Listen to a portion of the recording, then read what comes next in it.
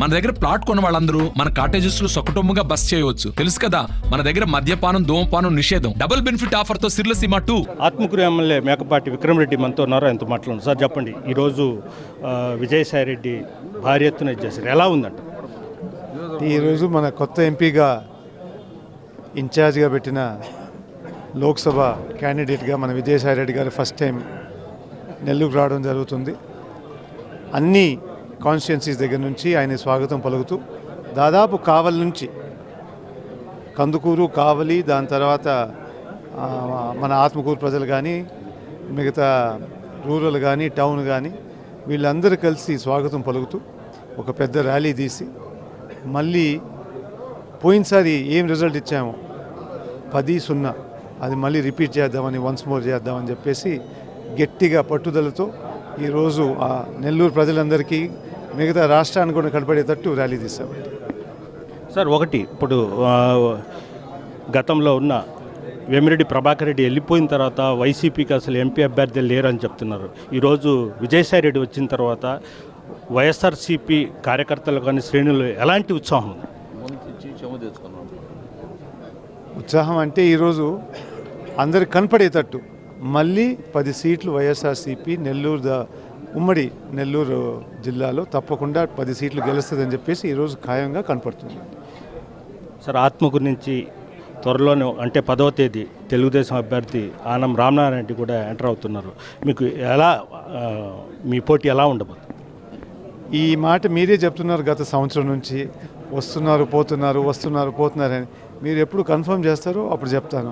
అప్పుడు దాకా మీరు చెప్తానే ఉన్నారు ఆయన వస్తున్నాడని, కానీ ఇప్పుడు దాకా అయితే కనపడలేదు. వచ్చినప్పుడు మీరు అడగండి, తప్పకుండా దానికి సమాధానం చెప్తాం. మన ముఖ్యమంత్రి గారికి అయితే హామీ ఇచ్చున్నాం, గెలిచే స్థానాల్లో ఆత్మకూరు టాప్ 10లో తప్పకుండా ఉంటుందని చెప్పాం. టీడీపీ వాళ్ళు కూడా కోరడం జరిగింది, మీ బలమైన క్యాండిడేట్ మాకు ఆత్మకూరుకు పంపిండి, మన సీఎం గారి సత్తా అంతా చూపిస్తామని చెప్పేసి తప్పకుండా వచ్చే క్యాండిడేట్కి ముందే చెప్పాం. ఇప్పుడు దాకా ఎవరు రాలేదు కాబట్టి వచ్చిన తర్వాత మీరు మాకు చెప్పండి.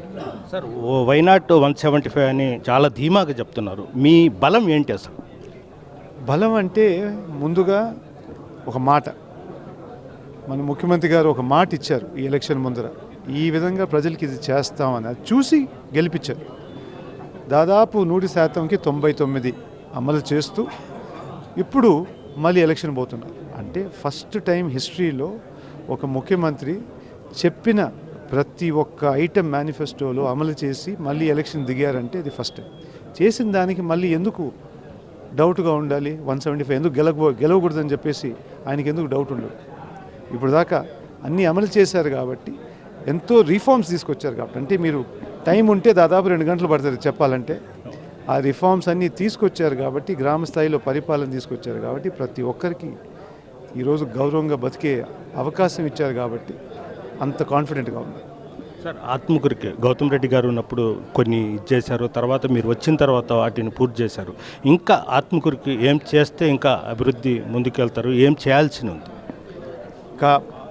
అంటే డెవలప్మెంట్ అనేది నెవర్ ఎండింగ్, అది జరుగుతూనే ఉంటుంది. కానీ ఇప్పుడు దాకా జరిగింది ఒక డెవలప్మెంటు, రాబోయే 10 సంవత్సరాల్లో మాత్రం ఆత్మకూరుకి మెగా డెవలప్మెంట్ జరుగుతుందని చెప్పి నేను హామీ ఇస్తున్నాను. అది మన ముఖ్యమంత్రి గారు కోరినట్టు ఒక 2 పోర్ట్లు, 3 నేషనల్ హైవేలు రెడీ అవుతున్నాయి.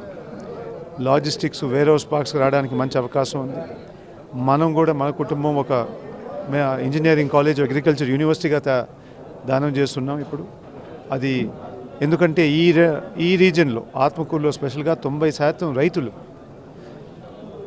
కాబట్టి, వాళ్ళకి రాబోయే రోజుల్లో ఆ యూనివర్సిటీ కూడా తయారైందంటే వాళ్ళకు కూడా రీసెర్చ్ ఫెసిలిటీ పెట్టి, ఏ పొలం పండితే వాళ్ళు కూడా ఆదాయం పెరిగేటట్టు ప్రతి ఒక్కటి ప్లాన్ చేసుకొని, ఇండస్ట్రీ కూడా పెట్టి, పెద్ద ఎత్తున ఇండస్ట్రీ కూడా పెట్టి, రాబోయే రోజు వచ్చే 10 సంవత్సరాల్లో మాత్రం ఒక 10,000 జాబ్స్ అక్కడే తయారయ్యేటట్టు, ప్రతి ఒక్కరికి ఇన్కమ్ లెవెల్ పెరిగేటట్టు మేము ప్రయత్నం చేస్తాం. ఈ వచ్చే 5 సంవత్సరాల్లో ప్రతి విలేజ్కి, ప్రతి గ్రామానికి ఒక మేనిఫెస్టో తయారు చేసి ఊరినే, ఎందుకంటే ప్రతి గ్రామంలో వాళ్ళ రిక్వైర్మెంట్స్ అనేది రకరకాలుగా ఉంటాయి. అది వాళ్ళ దగ్గర నుంచి సూచనలు తీసుకొని మనం కూడా సర్వే చేసి ప్రతి గ్రామానికి వచ్చి 5 సంవత్సరాలు ఏం చేయబోతున్నాం అని కూడా చూస్తాం. అదే కాకుండా క్రిటికల్ ఇన్ఫ్రాస్ట్రక్చర్ ప్రజలు కూడా అడగడం జరిగింది. ప్రతి గ్రామంలో ఈసారి మనం ఒక కమ్యూనిటీ హాల్ కట్టబోతున్నాం. ప్రతి 10 పంచాయతీలకి ఒక కళ్యాణ మండపం కట్టబోతున్నాం. అదేవిధంగా గౌరవంగా మన ఏ చిన్న సింపుల్ రిక్వైర్మెంట్స్ శ్మశానం కానీ ఇట్లాంటి ఒక స్పెషల్ డిజైన్గా తయారు చేసి ఒక కన్సల్టెంట్ కూడా ఎంగేజ్ చేసి ఈ మినిమం ఫెసిలిటీస్ అయితే ఈ 5 సంవత్సరాల్లో తప్పకుండా ప్రొవైడ్ చేస్తామని చెప్పి. నారంపేట దగ్గర ఇండస్ట్రీ కూడా వచ్చేస్తుంది అంటారా? నారంపేట దగ్గర సెకండ్ ఫేజ్ ఇన్ఫ్రాస్ట్రక్చర్ ఇప్పుడు జరుగుతుంది. మొన్నే టెండర్ అయింది. ఈ సెప్టెంబర్ కల్లా పూర్తవుతాయి. దాదాపు 33 కంపెనీలు ఇప్పుడే వచ్చారు రిజిస్టర్ చేయడానికి. మన ప్రయత్నం ఏంటంటే 50% వచ్చి బయట నుంచి వచ్చే ఇండస్ట్రీస్ కేటాయించి మిగతా 50% మన ఆత్మకూరు నుంచి ఉండే బిజినెస్ మెన్ కానీ ఆంటర్ప్రెన్యూర్స్ కానీ వాళ్ళనే తయారు చేసి సొంతంగా ఇండస్ట్రీ పెట్టే వ్యవస్థ తీసుకొస్తున్నాం. తప్పకుండా ఈసారి ఈ 5 సంవత్సరాల్లో మాత్రం ఆ నారంపేట పెద్ద ఇండస్ట్రియల్ క్లస్టర్ చేసేదానికి ప్రయత్నం చేస్తున్నాం. జగన్మోహన్ రెడ్డి ప్రవేశపెట్టిన సంక్షేమ పథకాలే వైఎస్ఆర్సీపీ ఇప్పుడు ప్రజెంట్ అభ్యర్థులకు శ్రీరామ రక్ష అవుతున్నాయి. అంటే మీరు రేపు 2024లో ఎన్ని ఓట్ల మెజార్టీతో ఆత్మకూరు నుంచి గెలవబోతున్నారు? అంటే మెజారిటీ అని ఇంకా క్యాల్కులేషన్ అంటే చెప్పాలంటే రకరకాలుగా ఉంటాయి. మేము హామీ మాత్రం ఇచ్చాం, గెలిచే స్థానాల్లో మాత్రం టాప్ 10లో ఉంటుంది. అది మీరు ఇంకా లెక్కేసుకోండి ఎంత వస్తుంది. Okay, thank you sir.